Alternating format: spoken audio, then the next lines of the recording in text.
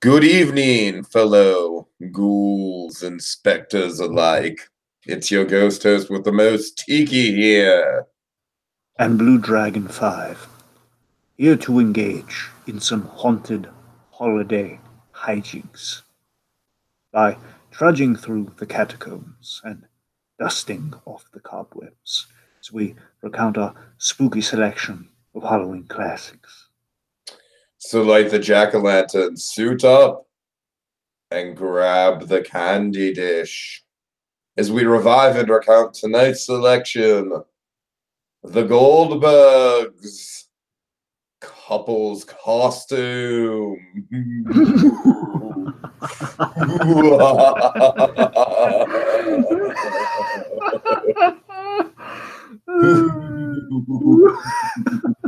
Laugh with me.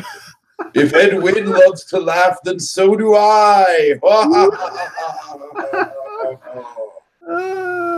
Like a laugh. Laugh with me, Freakazoid. All right. Okay, Dragon, this is the second one we're doing tonight. We're cracking them out. Halloween's getting closer. You excited, buddy? Yeah. All right, cool. I believe it's like a week.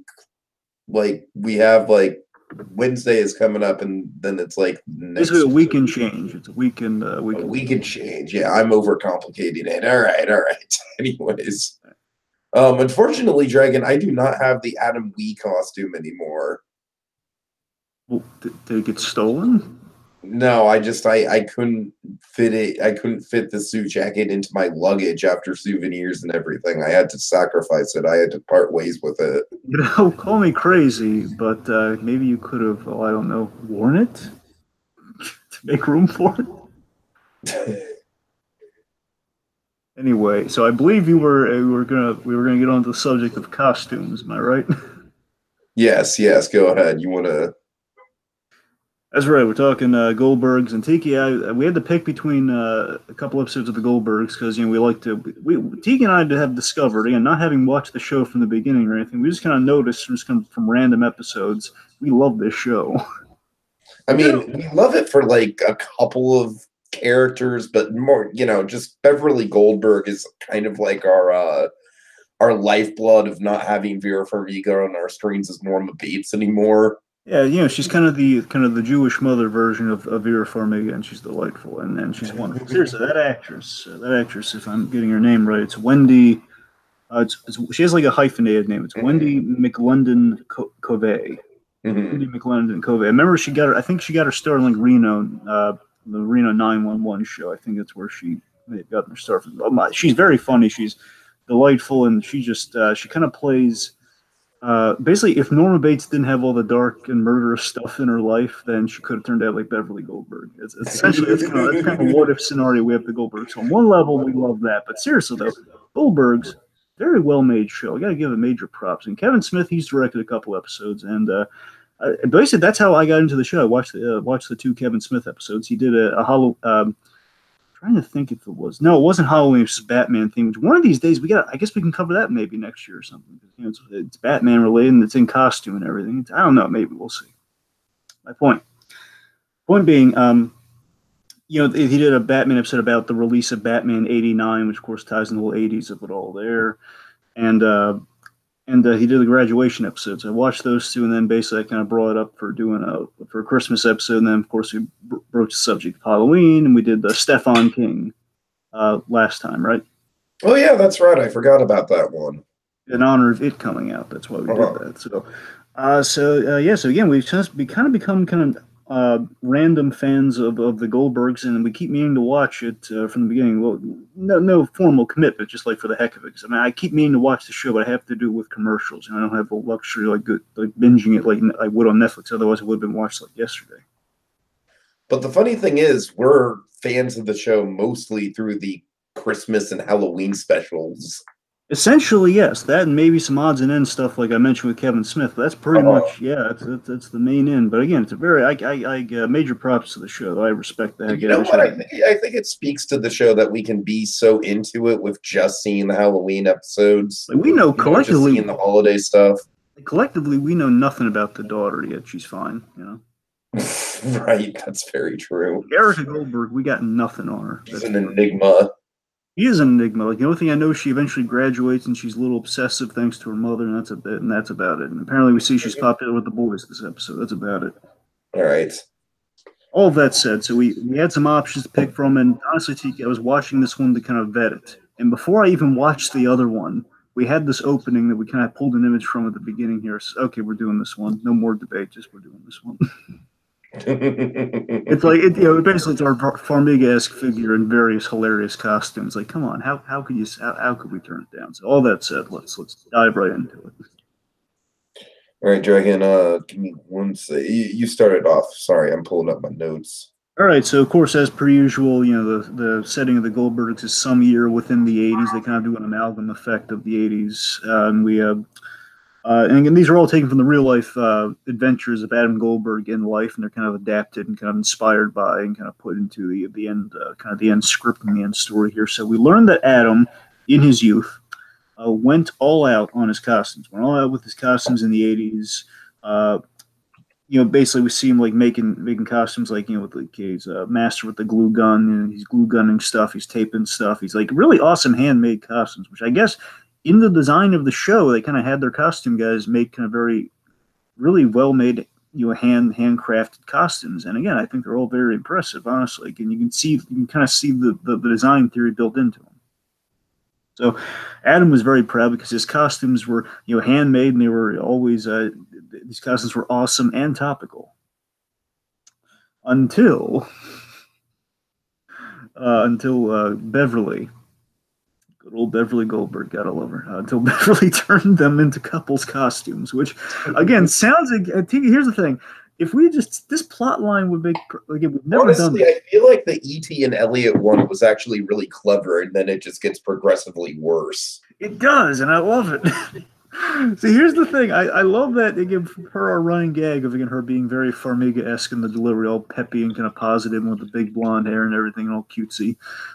It's like if we've never done a Bates Motel Halloween pitch, but if we ever did, I mean, this is something like I'd love to think that we would have crafted like Norman doing couples costumes, which is just the right amount of disturbing because he can couples between a mother and a son, and it's like that's perfect for Bates Motel. And here again, that's kind of the hook for this one. Like, yeah, we got to do this one.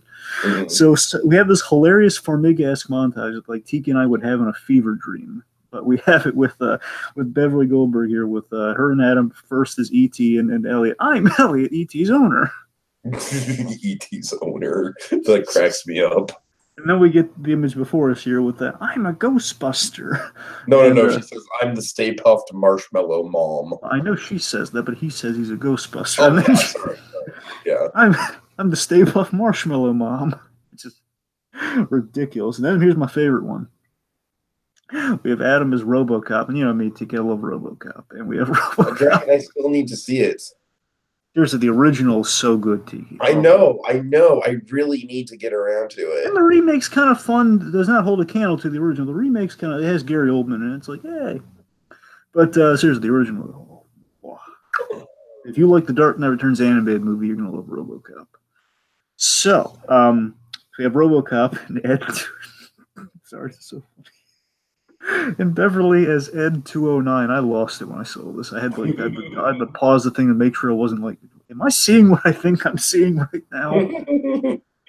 And this is the thing that kills me, but not only is she in a really flawless looking Ed 209 costume, my God, I bow to the feet of the masters who made this thing. Like, oh my God, that is such a perfect looking Ed 209 costume made out of cardboard, and it looks great. She has the perfect line saying, I'm Omnicorp's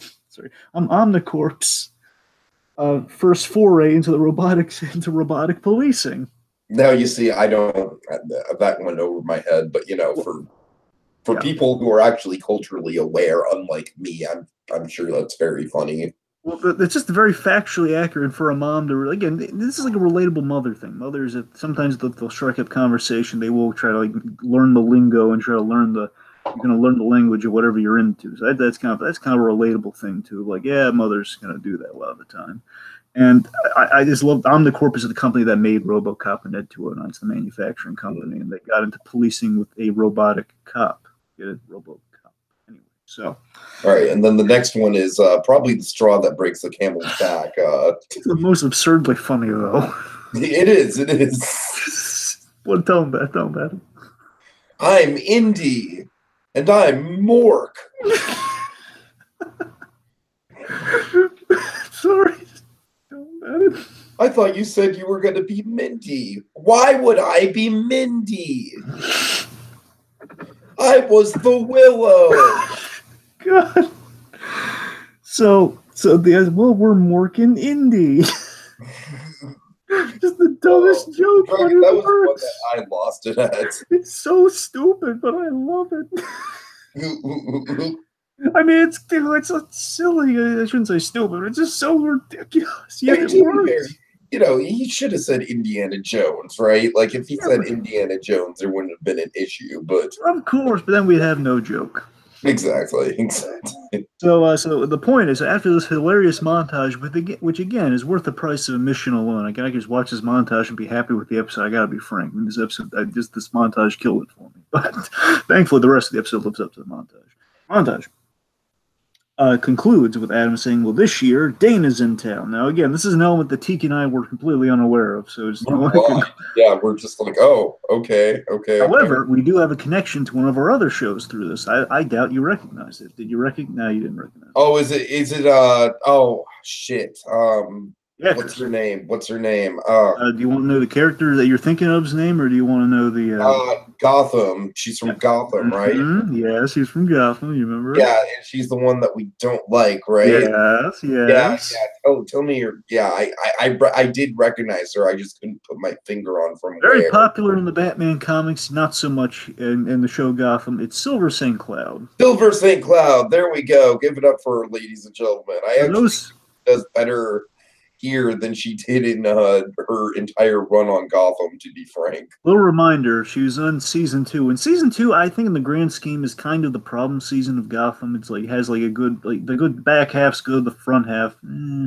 The point is there's a lot of rough patches in season 2, and Silver St. Cloud's one of the crowning rough patches. And essentially she's like trying to seduce Bruce Wayne, and again, they're kids. So she's trying to seduce Bruce Wayne for like the first half of the season, and it's tedious to say the least. No, but I think she's good here though. I really liked her here though. Yeah. Yeah, that actress. It's Natalie Owen. It's like an Ayn Rand name for the middle name. It's Natalie Owen Lynn. Who names who has a sorry, semantics. Channeling my inner Ralph Garman here. It's not appropriate for this moment. Anyway. Sorry, getting back on points. The point is Dana, the apparently Adam's girlfriend who moved away, and again they liked each other, and now she's moved back. At least she's kind of on sabbatical. She's visiting. I don't know. The point is she's back. Yeah, that's the thing about this episode. I was like, wait, is she going to move back away? Is she just on a visit? What's going on? Bear in mind, it doesn't matter. We haven't watched enough episodes, and again, it really doesn't matter. But a little fun fact: I'm just piecing together based on no information whatsoever. Is going to have fun with this here. So I was looking through the episode titles of the seasons just to make sure this is episode 6 of the 3rd season. And one of the names, there's an episode name in the 1st season called The Ring. So I guess I'm going to fill in the blanks here. So for any Goldberg fans out there, tell me if I'm wrong, if I'm remotely close on this. The episode's called The Ring, so I'm going to guess that Adam had the hots for this girl, and he got her the ring, which is a big centerpiece of this episode. Boom. Could be. Okay. Well, I'm going to roll the dice on that one. Anyway. So yes, the point is, so he's doing a couple's costume with her, so therefore, mom would be useless in this case. Like, no, she can't do a couple's costume. Couple means 2. So she's going to be the Ripley to his alien. I love his alien costume, by the way, because I love you can see it's like hockey pads, black shirt, and like tubing, like vacuum cleaner tubing with this giant paper mache alien head. Looks awesome. So. Literally, she's going to be the Ripley to his alien. I love that. Again, it's kind of a weird comparison, but it works for what they're doing. And we see the Green Lantern promise ring, which is again kind of a little neat thing. Good to see Green Lantern get some love instead of kind of consistent hate in media. Right. Again, that's usually on the big screen, but hey, fingers crossed. You never know. Green Lantern promise ring. So that's going to be important. And says, "Oh yeah, I gave it back to you because nothing's coming between us now. Now you're back. Nothing's coming between us. Therefore, I give it back to you." And of course, who enters the fray? Uh, Mrs. Diet Vera Farmiga herself, reckon. Dressed as the Predamom. Oh God.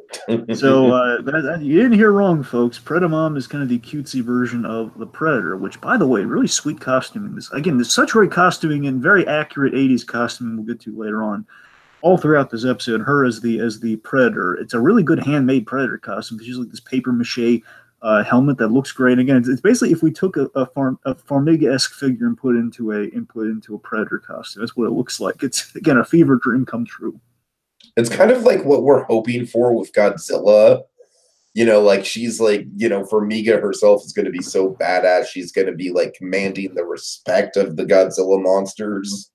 I just could imagine her challenging one of the monsters to a fight by climbing up a really tall building or tall mountain, having a little white glove and like slapping Godzilla in the snout or something. Saying, "What about that?" Folks, if this is like your first time watching this show, like, you know, like if this is like if you're randomly stumbling on the hey, I'm a Goldbergs fan and it doesn't get talked about enough. We have an undying love for Vera Farmiga on this show, folks. Some would say unsettling. We like to think very passionate. Right, yeah, the fact of the matter is we quite possibly might be Vera Farmiga's biggest fans, quite possibly. But again, I'm not gonna be that guy who says, "Oh, we're the biggest fans." Like, we might be. You never know. So at the very least, we might be the podcast that talks the most about Vera Farmiga. You know, one of those like word cloud things where they have like all the most frequently said words. Right, like, right. Vera Farmiga would be the size of like the Chrysler Building or something. Anyway, Howard Hamlin would be there too, and of course, it's just points like that's the real question: who's more, Howard Hamlin or Vera Farmiga? Which one? Oh, it's got to be Vera Farmiga. With all due respect to Hamlin. Yeah, we've had more seasons of that. Okay, we're getting back on point here. Sorry, we're getting very off track. So, so the point is, the Predator appears, boop, and she's making kissy noises underneath the mask. He makes clicking noises, not kissy noises. This isn't a killing machine; it's a kissing machine. Oh God! Doesn't kill. Here's the thing, Dragon. It's like basically what she's doing is like she's coming up with like legitimately good costumes, but then the mom touches are what kills it. Yeah, it's like if she would just stick to the good costumes and not insert the whole like the Stay Puffed Marshmallow mom of it all. I gotta be honest, because I'm not really into the Alien or the Predator movies as a whole. I'm sure again, I know they're well made, and I'm gonna keep meaning to watch this Alien documentary, but I never get to it. My point is, I know they're really well made, but I gotta tell you, I would be interested in seeing a Predator movie, not if it was like a super Predator with with Keegan Michael Key and Shane Black involved. As cool as that sounds, I wouldn't go to that. But what I would go to is like a Predamom movie. That to me sounds a little bit more interesting. Like, oh my god, like a Predator with a mom that's actually all cutesy and adorable. Yeah, I'm sold for that movie. I'd see that. All right. Less like ripping your own arm off and hitting you, like less Commando Arnold Schwarzenegger stuff. Anyway, so Adam has to break it to Adam breaks it to Beverly that she's doing a couple's costume. He's doing a couple's costume with Dana, and it's, this has nothing to do with.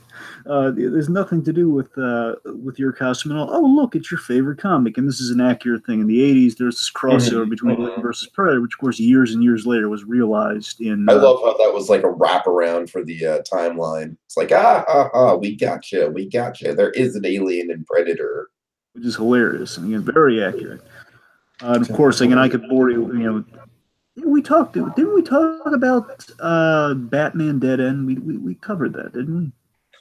It doesn't sound familiar to me, but I mean, we've covered a lot of Batman stuff. So, all right, well, never mind. I won't bring it up then. The point is, it involves Alien. Is it a Snyder? It's not a Snyder story, is it? No. It's the fan film, the most famous Batman fan film ever made. Oh, There's a documentary on Amazon I told you about, and the whole I think we might have done when we did the Main Street Cinema fan. Yeah, I want to say anyways, we're getting off track. Yeah, sorry about we did do that. Yeah. Okay. Anyways, the point is, so we then she finds this loop. Basically, she uses this as a loophole for the trio. So I thought you said this was mom proof. Well, I forgot about the crossover. So again, like, you're not going to follow us around, are you? Will it be weird if I follow you around without a costume? That'd be crazy. And the point is, like, she's kind of excluded from. They don't want to bring her, and just call me if you need me. We have this perfect editing here. We have this long goodbye, or she's basically Oh trying to my guilt god, him sweet. into allowing her to go with her. She's like, call me. The editing is perfect. She's in like a different position each time we up the stairs. There's only one exit, so she's literally. You call me? I heard someone might be calling me again. Tiki, this is a Predator movie I'd watch. It was somewhat like this. Like this to me would have killed me. Like yeah. So okay, in all seriousness though. So I then thought I heard, please don't go. God. All right, so then of course like there's only one exit out of this place, isn't there? We just see her waiting at the stairs, which is perfect. So that's essentially that's the cold open. Then we have so it's 1980 something, which of course is the running gag of the whole series, 1980 something. Because again, I think it's technically supposed to be after 87, but again they're kind of blending things, so it doesn't matter. I know. So we have Barry and we have Erica. They're plotting this party course. Basically, going to hit a bunch of parties around Halloween and kind of like do some fun stuff. And Adam mistakes this as a candy route. It's like, oh, you guys plotting out your candy route? And of course, we have like the nerd punch running gag where Barry punches his punches for nerd punch. Before things are before the times have changed, folks. Mm-hmm. Because you're an adult now. You have your girl's in town. You're an adult now. You can't go trick or treating. It's a night for scares and romance. And then we have this the idiot punch from Erica. It's like idiot punches Barry and says, "Yeah, but he has a point." It's just again just for president, she punches him. We just pretend to be scared because we feel bad for the guys. Mm-hmm. Then Adam's like suggesting, I guess we should go to JCPenney's. You have all the cobweb displays and everything there. Of course, Adam's completely missing the point. Bless his youth. So then they recommend Erica recommends a haunted house. Like there's one of my frat buddies, some of my friends in the frat house down the street. They're doing like this haunted house you should go to. You're saying to pay money to be tortured versus free candy? That's your recommendation? That's your suggestion. Mm-hmm. So then Dane enters, just to summarize a little bit, and Dane enters the fray, and then Adam poses it to her, and he kind of mumbles it because he doesn't want to do the haunted house option. Hey, do you want to get awesome candy? You're like, no, haunted house. And he says, what was that? Basically, of course, until he reveals the haunted house. They go to like a lame haunted house, and she's down for the haunted house, and she's taking the bait right now. Says, oh, I might need you to protect me though. Again, it's working for him. Then he's like, well, hopefully they have friendly ghosts in there, like Casper. Actually, wait, no, Casper freaks me out too. Especially after that movie when he had an unhealthy relationship with Christina Ricci. Oh, God. So, the life briefly was a horror show anyway. So, Barry. I don't remember it being that bad, Dragon, but it's been like, I have not watched that movie since childhood, so. 3 words, Tiki, can I keep her? All right. I'm sorry, 4 words. Can I keep her? Okay, so Beverly. Beverly's facing her first Halloween alone. Murray is. Oh God, this is ridiculous. Okay, so Beverly's facing her first Halloween alone, and Murray is questioning what she's doing. And this to me is brilliant. Again, I don't mean to keep going back to the well on this, but this is like Norma would do to Norman. You know it is. It's appropriate too for what exactly she's doing. So Murray's asking what she's doing, and what is she doing, Tiki? She's literally putting razor blades in candy bars. Now, folks, I know how that sounds, and just bear in mind this visual. Okay, it's not. Don't get me wrong. It's still screw up and still dangerous. But the fact that it's like she like clipped off the top of like a lady razor. And like melt, like squished it into the candy bar. It's like the most non-threatening a razor blade could be in candy because they don't want to be too scary, but it's still ridiculous enough to drive home the absurd PSA. I mean, it's a very good PSA. By the way, folks, seriously, check the candy before the kids, before you or before any children. Sample the candy. Don't get anything unwrapped. Seriously, it's a good PSA. We gotta spread the word. Very dangerous. People again. You have nuts or well-meaning mothers who are going to do this to the candy bars. So she's doing it as a visual aid for Adam to keep him safe, and then Murray says, "I think you have bigger problems." She confronts her with the whole you have to, how really scary it is that you're doing this whole couple's costume thing with your son is. And then Beverly phrases it like, I don't want to do this. I have to do this. Oh God, for his safety. because there are street toughs who are looking to rough kids up and take their candy in Jenkintown. And Dragon, of course, this is all perfect setup. Yes, and I love she Beverly kills me. Beverly's always been perfect in these episodes we've covered. I don't know if it's just the holidays or I hope it's all around because I love this. We go. This is it's like she's like completely dull in literally any episode that doesn't involve the holidays. God, I mean, I doubt that, but So just kind of fades into the background. It's just kind of like it's just kind of the big hair in the background. Maybe a symbol for the age. Just give her big hair. Just kind of put her in the scene, see how it goes. Act in all seriousness. So she's saying like, oh yeah, the drive-in. Like, don't get me started on the kidnappings. That's going to be important too. So, oh guys, it's all very ridiculous. So, and says, oh yeah, well, how do we get the kidnappings? Well, they take the bus. What kind of bus is this? Well, what kind of bus are kids getting on that gets them kidnapped?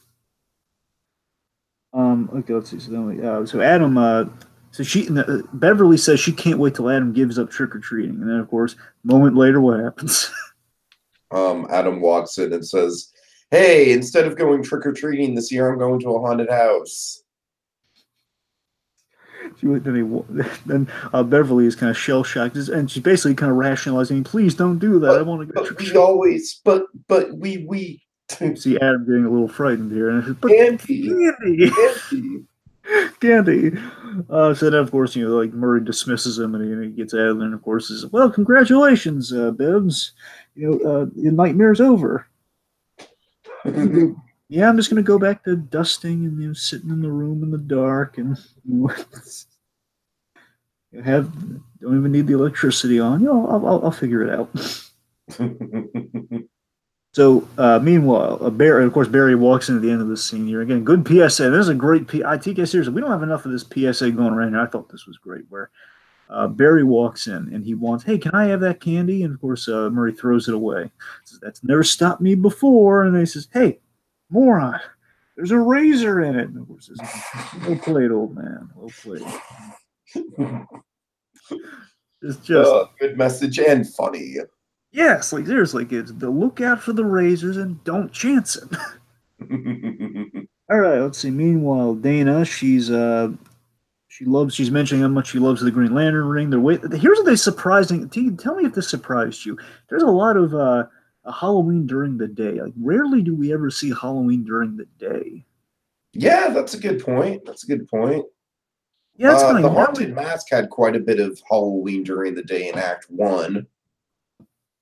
Was I on that with you, or I know I watched that. I'm just trying to think if I was on that with you. I don't remember if you were with us or not. I know Ezra and Jacob were on for us. Smart money is I wasn't there, but I remember watching and seeing the daylight thing you're talking about. That's why I'm bringing it up. Yeah, like the worm and sandwich and all that. Yeah. But yeah, it was kind of refreshing. Like nowadays, see, it's so funny again the '80s versus now, because the '80s you'd imagine you're going to wait till night to do all this, but that's something now we pressure people to do it in the daytime, if not even a few days earlier, for the safety of the kids, like trunk or treat and all that sort of stuff. They're trying to get people away from going door to door at the dead of night after all the screwed up things have happened in later years. Mm-hmm. And trippy how the world has changed. So anyway, so they're in line outside the haunted house at broad daylight. They're outside the frat house. Dana, she loves her Green Lantern ring. He says, that ring really makes your eyes pop. So things are going great. A little few scares of people screaming. Brings her closer to him. Like, okay, this is working. It's working like a charm, and everything was working until, and Adam's remarking in voiceover, everything was going fine until we entered. So we have this. I love how this thing, this haunted house looks. By the way, and I've been to a lot of them, but I've been to a few in my time, and yeah, I get that it's very impressive looking. They have all this fog going around, the locked door. It's nice. It's period accurate. It's nice and homemade. I mean, it's nothing like what you'll get at Halloween Horror Nights or anything like that. Of course, that's like like basically walking through movie sets. But Exactly. like I said, for the time, it's really good. I mean, the setting made more sense. I was wondering why a frat house, but then it occurred to me, a lot of times frat houses have that elaborate looking foyer, kind of that big, kind of like, it looks very mansion like. It looks, again, it's kind of, it's a big hall, it's a big room that you could dress up. It's like, yeah, that would make for an excellent haunted house. That's a good, that's the thing that kind of occurred to me. It's like, yeah. I have a backyard dragon that's like about a half an acre that I think would work perfectly for a haunted maze. Well, I remember you have that tiki bar, which again would go. Yeah, exactly. I can imagine looking like the Murphy's backyard from remember the Monsters versus Aliens Halloween special. Vaguely. They had like this giant candy set. Seriously, look at that when you're thinking about what you're going to do with that. That would look kind of cool, like all this big candy and decorations in the yard. Anyway, getting back on point. So, now they went all out with the haunted house. And we have this werewolf actor, kind of a wolf man, basically a frat guy dressed as a werewolf. It's a really good, convincing looking werewolf. Chasing them down. Then we have Jason, or like a Jason knockoff guy with a chainsaw and a hockey mask, Dragon, as someone who's been to a lot of these like horror maze things, I can tell you that the guys with the chainsaws are one of the go-to cliche standards. Right. So, Adam. So, Tiki, what does Adam do in this situation? Basically, uses Dana as a human shield. It's like balls. Take her, not me. The shield's one thing. The shield is kind of funny. I mean, this is where it just gets kind of sad. He ditches her to save his life from a haunted. Again, it's a haunted house, as going into it, it is not. Look, I get fear. I get fear, fight or flight. I get that in the shield, but I mean, he left her to die. God, just ridiculous. So outside, says, "Oh, lost you in there." She plays it. I says, "Cowardice being played off cool." Oh, I kind of lost you in there. And she noticed. She definitely noticed. Like, take her, not me. So obviously things are not going well for Adam right now. I lost my ring in there. It says, I couldn't hear you in there. I lost my ring in there. We need to go back to get it. Get it now? Can I get you a new one? And of course, then this to me is said. Basically, she pulls a Kim Wexler here, and I mean that in a loving way. She pulls a Kim Wexler here, where we have kind of that look that communicates it all. It's kind of like, that's why we don't have an office look. It's like, oh, whatever. And again, she's like not playing it off like she's upset, but playing it off like, yeah, there's something missing here. And says, are you mad? No, I'm just tired. And then she walks off, and then the werewolf kind of pops out here and says, "Oh, she's not tired, bro." And of course, like, oh, he can talk, and he runs away. Adam is not made for. Is the werewolf Anton Dragon? No. Oh wait. No. It's not. Anton's Anton's okay. The Jason guy. It's Jason. The knockoff of Jason. Mm-hmm. So, okay, getting back to the other. All right, this is where the episode kind of. Wait, no, I don't know if it's right here. Pops is giving out candy, and then this is fun. Well, Tegan, you're familiar with the Ben Cooper costumes, aren't you? I should be, but all right. Well, to keep it relevant, the point is, so again, Pops is giving out candy to 3 trick-or-treaters. Of course, he's getting everything wrong about this. The spider. There's one for Spider Guy, for Strawberry Flapjacks, and Herman the Frog. Herman the Frog. Walkity. So I love that the Kermit, the one dressed as Kermit, saying everything you've said is wrong. So here's the thing, T. All the specifically Spider-Man, these are called Ben Cooper costumes, Ben Cooper mask, more accurately. And the idea is that back in the day, these are like the terrible Batman and superhero costumes you remember, where basically it says like Batman on the forehead, or has like the bat symbol on the face. As like the point is like costumes that don't take into account the fact that, well, why would you make the costumes look like the characters? Why literally spell out the names like a shirt that says Batman with the logo on the face? Makes no sense. And we kind of do that with like kind of a cheesy Spider-Man. Like, why is Spider-Man wearing yellow? Where it's like, well, just be red and blue. Why can't we just do what's on the page? Mm-hmm. That's the Ben Cooper. It points to period accurate. That's the main reason I bring it. It's circa 80s and all the right. 70s and 80s were Ben Cooper's era. Okay. So, because he's wishing the happy Halloween, pumpkin. He says, "Oh, not without my little nub nub." Sounds I'm weird when sorry, you. is Adam your nub nub? Yes, Adam is my nub nub. I love how official she sounds there. It sounds so wrong. It sounds wrong to the ear when you say nub nub. So Adam, it says Adam was the last one. Now what's the point of Halloween? So she's feeling kind of the emptiness Halloween syndrome. Like, why celebrate it now? And it says, well, you still got me. Good old, my God, George Segal. Is it Seagal or Segal? Darn it, I can't. Life nasty. Can't ever get that straight. Anyway, so the point is this: George Segal goes to say Segal. He says, "You still got me." And again, Pops is great in this show. I mean, every time we see Pops, he's always kind of bringing the youthful enthusiasm. He's always being great like that. You know, it's a good elderly character in television. So he's, "You can help me hand out candy." And as he hands her the bowl, he says, "Wait a minute, you've been handing out candy from this bowl?" Bev panics. Why? Because she left the razor blade candy in there, and here's where the episode kicks into high gear, right here. I love this. I love that we, the audience, per that Barry gag from earlier, are privy to some information. Yet Beverly, and again, I love that we know that. See, if this actually happened, this would be horrific and possibly not good for television. Like, oh my God, she was actually irresponsible enough to leave it in there. But knowing that there's no one's at risk, no one's again, no children are danger, we're fine. So again, the PSA against the PSA with this the deadly PSA candy is going missing. We know it's in the trash. It's all fine. And we just kick it up to 11, Dragon. I love this. This is where I just lost it with the performance. So again, if the opening wasn't worth the price of admission alone, we get this scene too. So we show.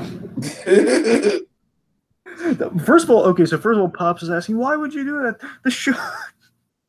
The show, Adam, any crazy person could do it. And of course, the irony in that is not going on her. I did it for safety. It's the opposite of safety. I gotta find it. All right, so just running at poor children on the sidewalk. Safety check. Give me your candy. So she goes. I'm sorry. She goes full Mary. Basically, it's a combination of this thing. She goes full Mary Poppins / Norma Bates / Predamom here as Beverly. She freaks out like Norma Bates with a mission like Mary Poppins. I have to save the children. Dressed like a predator. I mean, tell me it's not a perfect combination right there. She's off to save the children, over the top like Norma Bates, dressed like the predator. How perfect can you? How much better can it? So she's going around. She's checking the candy bar by taking the full bag. She's not even like stopping. She's just taking the bags. She targets Alf. Alf's going to come back, and good old Alf. Run towards safety and away from the razors. So she goes to Kermit. You know, drops an F-bomb on Spider-Man. I'm not a street. It tells the Kermit, like, I'm not a street tough. I'm just a concerned mama. Run towards safety. And then you're right, Spider-Man. Give me your effing candy. I'm saving lives. Just perfect. Just if there's a fun Emmy, she deserves it. A fun Emmy. Don't get me wrong. I mean, she deserves like an Emmy for comedy. But I mean, there's also. Don't forget to mention that she's in Goosebumps 2 that can be seen in theaters right now. I did know that from when you brought up Goosebumps 2. So yeah. I know. I'm just asking if I brought it up on the podcast. Oh, not here. No. Yes. Just a little plug. Go see Goosebumps 2. It's a mediocre, fun movie. I thought you were very disappointed in that movie. I was disappointed with certain elements of it, but it's fun. It's, if you're looking for something to see. Well, if you're a diehard Goosebumps fan, I don't know. But if you just want to see it, go see it. That's what I'm saying, Dragon. Like, it's not an inherently bad movie. It's just like there's potential wasted there. But if anyone's coming like I would be for Dylan Minnette, don't see the movie. He's not in it. No. If you're spending more Minnette magic, it's not there. I'm sorry. So, meanwhile, Erica and Barry getting ready, getting the costumes all dolled up. She's a vampire. Like, I like little bite mark details. Like in this, she's going for it's kind of the sexy vampire look. Mm-hmm. And guess who I am? And he turns around, he points to his back, and he's in a karate getup, and it says I'm Chuck Norris. And it's a little hard to read. And basically, she kind of pranks him here by rearranging the taped letters to say I'm Suck Norris. You're a good person. I can't remember when Chuck Norris kind of went south in the public. I wonder if that's maybe depending on what year I this think it was at least like the this mid to shows. late 90s, if not later than that. It was definitely in the 80s. He was in his prime. Well, I know he's in his prime days, but I mean, like Chuck Norris took some like political views or something lately that got him really in hot water. I'm just trying to think maybe this is their way of getting back at the Chuck Norris love that we all used to have. Oh, right. And the show started in 2013, so I don't know. I think if that was in 11, then this is a call to that. I don't know. It doesn't matter. The point is, we do play with the Chuck Norris gag here. I love that. So beyond that, we do something funny.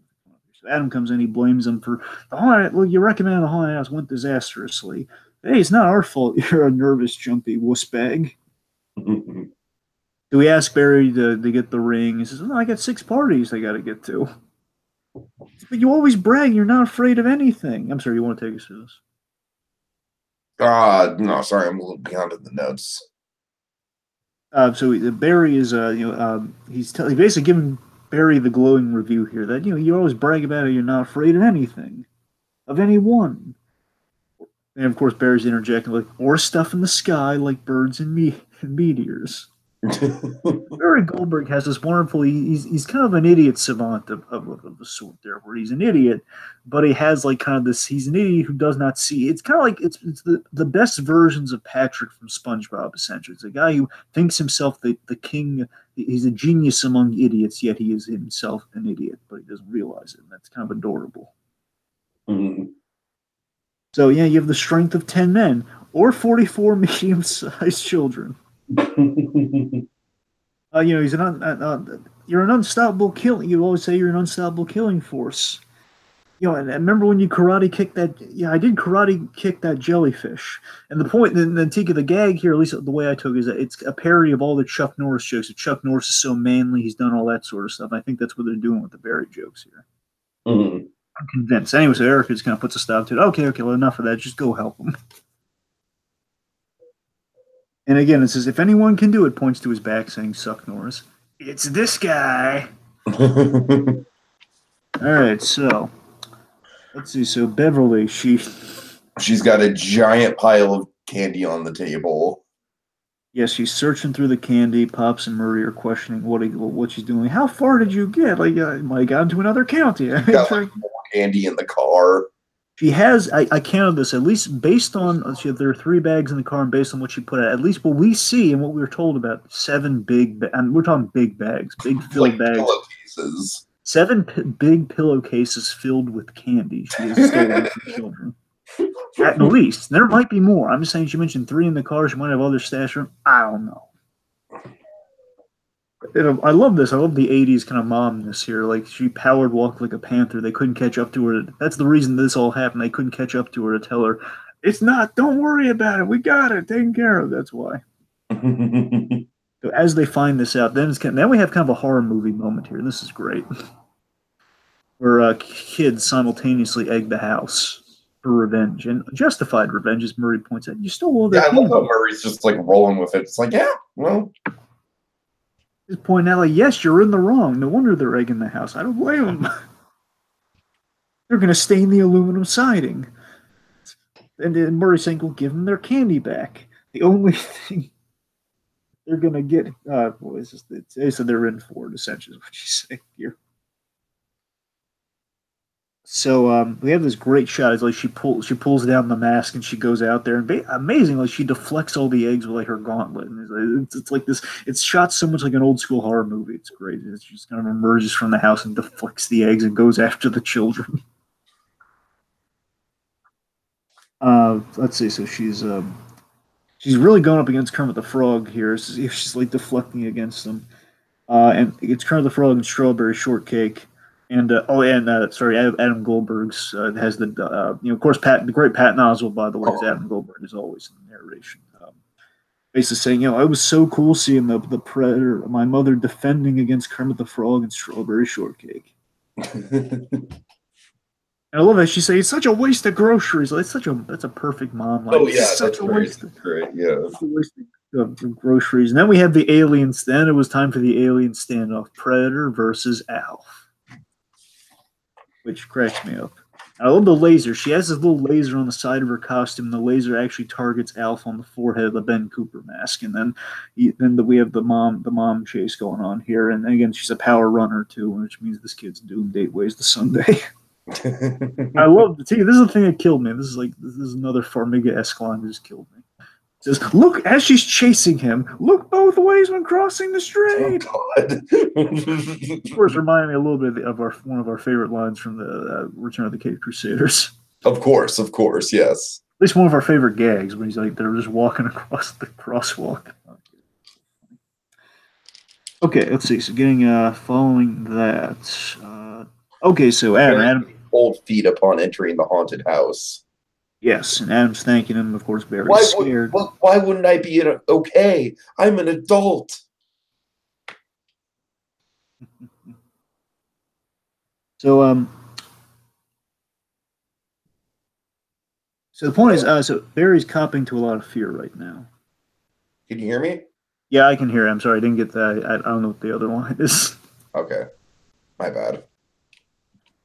Okay, let's see. So, sorry, I was trying to find my place here. So the point is, Barry's losing his nerve here, and he gets like the truth. The truth is, I just have a normal amount of testosterone because he's been saying he's had like double the testosterone of any man. And he's not afraid of anything. In truth, I have a normal amount of testosterone, and I have a lot of fear. My biggest fear: people finding out about my fear. So Erica, she's not going in because she. See, Erica has funny lines. It makes me think that Erica is also a really funny character, but I don't know. Erica always gets the short end of the stick whenever we do these. Yeah, it's kind of a shame. Like she's not bad, but she's like we don't really know her. That's the thing. Like she seems like she's a really funny character, but I don't know. Erica, she's not going in because there's a frat guy she made out with, and there's a frat guy she made out with in there. And she's afraid that she will fall back into it, and that's her greatest fear, or at least something she'd like to avoid. So then they go to the whole safety in numbers approach. All three of them will go in there. All three of them will get it. And we have this guy where they fix their, Barry fixes her hair, and then so the trio enter, and then of course, then the door closes on them, and it's we stay together at all costs. And of course, the minute the chainsaw guy pops out, Erica stops saying, "Hey, hi, Anton." She recognizes basically Anton recognizes, pulls up the mask like, "Oh, it's Anton." And basically, now she's been swept up by her fear. And then then the Wolfman appears. Barry falls, and basically Adam throws his brother to the wolves. Literally to the wolves yet again. I can't hear you through the fog. That's not how fog works. Great line by Barry.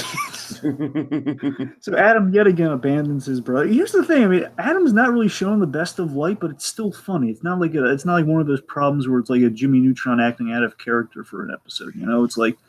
Well, and one of the charms of the show is that it seems like every episode is based on a real life event, and they actually have video evidence to back it up. And this is what we see. We see him freaking out in the haunted house. Mm-hmm. And of course, like giving like his parting words to his brother. "You were a terrible brother, but I love you," which is a nice sentiment. So then we see the kids versus Bev here, where God, getting a Halloween lecture. Yes, and basically she shames the kids for egging the house, and your shame. Yeah, your mothers have failed. I love it. She's condemning the other mothers, despite the fact that she's just oblivious to what she's done. Here says, "Your mothers have all failed, and we'll call them." And of course, then we have Murray here playing the rational attorney, if you will. Or Murray has I have a different take on the situation. You become everything you fear about Halloween. You put a razor in a candy bar to prove a point. You acted like a street tough, taking everybody's candy to protect them. And then there's the kidnapping, because again they all are in the house against their wills. So all that, and she chased them down. So literally, she's kidnapped them. But Oh, look, I just rounded them all up and forced them into the house. And oh my God, I'm bad. Oh my God, yeah, I've done something bad. He said, Murray's handling again. This is the Jeff Garlin again. I love how they use Jeff Garlin so sparingly and so strategically in this show. He's just the right amount of garlic. It's like putting like a garlic spice on something. It's like a garland charm, man. Oh, God. So Murray is on damage control. He goes, "Okay, so guys, you'll find each of your bags of candy with you on the way out. Inside them is a $5 bill, which is a lot more in the '80s. It's a little bit more, $5, maybe kind of the ten to $20 equivalent in the '80s, I guess. Probably 10. Don't and $5 in your bag, so don't tell your parents and have a happy Halloween." Now we have Kermit with the kid dressed as Kermit with the great line here. Your wife's nuts, dude. Oh yeah, he's right. It's and then Murray's trying to console her by saying he's right. It's just Halloween. Who cares? Then Beverly's it's hitting on it. She longs for going with Adam and holding his sweaty little hand and in her hand grabbing out of fear. And again, this is when my heart goes out to Beverly. I love that we did all this insane stuff with Beverly, all of this certifiably awesomely insane stuff with her. Yet at the end of the day, Tiki, really sweet moment and the reason why she's going so out of her gourd for this. Love it. Mm-hmm. Good stuff. Good stuff. So, of course, the kid comes back in for like the lowest line. Do you have anything more savory? Just please leave. Get out. So then we have. I'm sorry, you want to take us through this, or should I? Just... Yeah, sure. Murray's got a new costume. Like, hey, I'm an alien man, just like you. Kind of vaguely Boba Fett-esque, by the way. It's kind of like Boba Fett meets RoboCop almost. Maybe because I just think the chest looks identical to like a Boba Fett thing, but it's like an open mask. So I don't know. It's like a Cylon meets a Boba Fett. The helmet is more RoboCop. That's the thing. I get. Oh God! And speaking of the helmet, like Murray's just like, it's literally a kid's helmet that Murray just jammed onto his face. Honestly, you know what it reminds me of? I think I have the better comparison. It kind of reminds me of it's kind of Boba Fett meets the spaceman from the Honeymooners when Ralph Cramden dresses like the spaceman for the costume contest. Remember? Mm-hmm. Basically the big famous scene in Back to the Future, the whole like explaining reruns to the kids of the '50s, that whole thing. Anyway. Sorry about that. Getting back on point. So Murray's trying to prove a point. You're like, hey, you can do it with me. You don't have to, with Adam. And it's a really sweet moment. She's coming around, but as she comes around, what happens? Mommy, I need you. Move. And of course, like she was like that really sweet moment. Like he's putting his helmet on, squeezing his little. The timing on this is just perfect, Dragon. We don't do it justice at all. What is Boopy? I just love her nickname, Boopy. So Barry hurt his ankle. this line cracks. Barry hurt his ankle, and Erica's with a frat boy named Anton. Heck no! She dons her predator gear and she's going to save the day, essentially going to save the children. Mary Poppins with attitude, brother. So so then they're heading out, and Murray's saying, well, maybe when Adam graduates college, who knows? Mm-hmm. So we have this awesome Beverly and then Adam as Alien and Predator together, working together, darn it. You never thought it would happen. Alien and Predator working together. God. Scaring the frat kids. And it's a really great imposing image, by the way. I mean, I love how freaked out there when the door closes, you're locked in with a really dead serious Predator and an alien holding hands. I have this beautiful bit, and this is the bit I think it's so cute. The scariest thing was my mom, and they're holding hands, and like Beverly's getting what she wants, and Adam, and again they're kind of a great couple's costume in the moment, doing something to kind of help Adam. It's all relative. It's all great. Everybody gets a payoff here. It's really nice. So she's scaring the bejesus out of this werewolf, and then she kicks down the door, and basically Erica's drinking. She's flirting with Anton there. Mom, kick. Mom slaps the drink out of there and says, call me. Says, do not call her. Then Adam finds the ring, and then And he basically the Goldbergs ends every episode ends with like Adam voicing the moral over things happening in the episode. That's kind of what we're doing here. So he discovers that his mother and him made a good team after all. Says, "Go, go to her, Adam. And I'll stay here. I'll take care of your brother. Go, my little alien." So, and then we have like the retrospective one here. Adam says, "It was the last couple's costume I did, but it was the best one ever." Which I gotta tell you, man, that warms my heart. That melts my chocolate coated heart, man. Yeah, yeah. So let's see. So then we have the Predator carrying Barry out on the threshold. God. You're gonna be okay, love bug. Then Erica sucks up, saying, "Yeah, Mom saved us," and of course, saying you're grounded for a month. Yeah, it sounds fair. So Adam gives Dana the ring back. He says, "Oh, and then I'm sorry. As this is happening, Adam's going over the moral again. So love is being able to take off your mask, and showing and basically showing who you really are. It's like the people who are really around you showing who you really are. Which again is a good kind of double meaning kind of thing there as he takes off his mask, as the ring and everything. Adam apologizes for for basically throwing her to the wolves, literally. Mm-hmm. And the losing her was an even scarier thought. And then he says, "Hey, you want to go get some candy?" Like, yeah.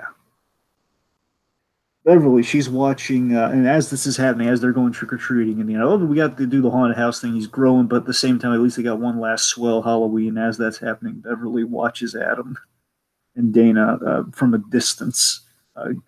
Well, right, she's watching from a distance with Murray. She's watching from a distance with Murray, and Murray's saying, "You gonna go keep him safe?" Nah, he's going to be all right without me. Which again, it's so heartwarming that Beverly's allowing her child to grow. But again, she wouldn't be Beverly if she did that. Otherwise, the show would be over. Yeah, it's a good kind of Halloween lesson, because I feel like this is, well, I'll save it for the final thoughts. Sorry. Yeah, but it's but yeah, I love Murray brings this up again. Murray's always like, "Oh, my crazy wife says," but watching from a distance can't hurt. And of course, like she's, "Yeah, you're right." And then she's following like a few clicks behind trees and everything, like an actual predator in the movie, which cracks me up. Like she's hiding behind trees and everything. And it's a really great overhead shot. And and they have the great moral. I think the last great moral line of the whole thing is like, with family watching your back, there's nothing in life can be scary. Her following him behind in the tree and everything, and it's really nice. Of course, the episode is dedicated to the haunted house that I brought my girlfriend to. I foolishly brought my girlfriend to. And then we see the 1988 tape and the jump scare that freaked them out that we saw in the episode. And I gotta say, Dragon, that is a pretty nice selling point. And so far, I think they've been pretty consistent. Where if not a video, at least like photos or something, like some sort of visual proof that everything in the show, at least started from a baseline like truth. And we have the coda, a little hilarious post-credit thing. You remember? Did you get a chance to see this one? Yeah, I did. So Beverly is Ed 209, which you can take this again. My favorite out of all the costumes. Love seeing it again in the end here. So Beverly as Ed 209 is bringing waffles. It's Ed 209 with waffles. Again, having not watched RoboCop, I don't quite get the significance of the waffles, but no. I'm just saying it's funny. I'm just saying it's like it's this giant robot costume with bringing waffles. It's kind of funny. And she can't see it all. She can't see it all in this giant thing. She thinks Murray's at the table and she's dropping the waffles on the floor and everything. And I'll go get the kids' lunch money. So Barry's like, "Man, I guess she ran out of clothes or something." And says, "No, Barry. Her new perm didn't settle right, so she's covering up with the costume." And then she falls like, "Help your mother!" And now this is the Ed 209 thing that you need to know. Her last line of the episode says, "You have 30 seconds to comply." So, and that's where the episode. They kind of leave her on the ground. It's kind of funny. Okay, so yeah, I'm sorry, Dragon. As I was getting to my final thoughts, I think this is a really good kind of, like that transitioning period from being interested in trick-or-treating to being interested in haunts and being scared and everything like that. It's it's a really good exploration of that. And on top of everything else, like we already established, we get a lot of good Beverly Goldberg action. Every time we get a chance to discuss this show, we have to bring up the Farmiga of it all, and we get that in high fashion here. You know, you could just imagine Norma Bates chasing children around Bates Motel during Halloween, you know. Yep. But you know, all in all, I enjoyed this one quite a bit. You know, it's not like it's not going to blow your socks off or anything, but it's a fun ride. You know, it's a nice, I'd say it's a nice thing to add to a Halloween playlist. It's not something I'd base like a Halloween night around, like, oh boy, gotta watch the Goldbergs, you know. But it's good. It's good. So you know, this one, it was a fun, broad. It was a fun, broad, absurd take on outgrowing trick or treating. It was a really swell told story. I think Beverly Goldberg continues to amaze me as always. It's kind of like, I think on the whole, I mean, I don't want to mention Farmiga left and right. I still stand by that, but you know what it kind of is? I think that they kind of hit the groove with Beverly. And I think the equation is because the show's writing kind of takes a little, again, takes a lot of real life inspiration, much like the show Everybody Loves Raymond. And I love that she's kind of like an improved version of Doris Roberts, the mother who gets in the way. That's pretty much what Doris Roberts played. Sure. And of course, the famous thing with that show is that character is like kind of a 50-50, like kind of a 60-40 split. Whenever she's motherly, that's the comedy that works. When she's like the mother-in-law comedies where the show kind of got tedious. That's where it's like, okay, well, she doesn't like Deborah. Why is she invited to the house if she's not nice to Deborah, or vice versa? And that's the thing. But again, like it's kind of like they kind of settle on the overbearing mom equation from like shows like that, and we have kind of that Farmiga-esque. And none of this is intentional. I'm just saying it's kind of what I think it's kind of a combination of like like an iconic mom performance like that mixed with another kind of a great mom execution, like a Vera Farmiga-esque kind of take on one of those famous mom figures.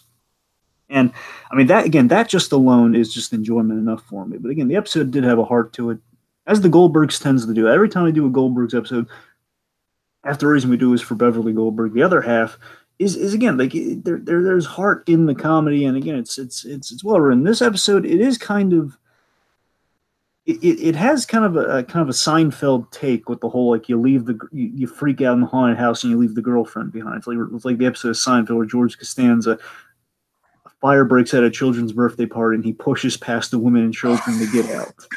Like that's the thing. It feels very Seinfeld-like and like you're out for yourself sort of comedy. But but the difference is it's not self-centered and like, oh my God, who would do that? That's the comedy in Seinfeld. Here is like, if you would do that, and then it's like, okay, well, this is why he would do that. It's like a heartwarming take on like a Seinfeldian premise, and I thought that was really inspired and I really like it. So Goldbergs continues to impress me, and I think I might like this one better than Stephen King. I can't quite recall it, but I mean, this is a solid one. Again, it surprised me how I was wondering how this one was going to turn out in comparison to Stephen King. That was a solid one.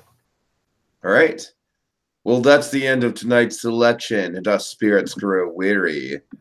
But they'll be stronger than ever next time as we engage in even more haunted holiday hijinks.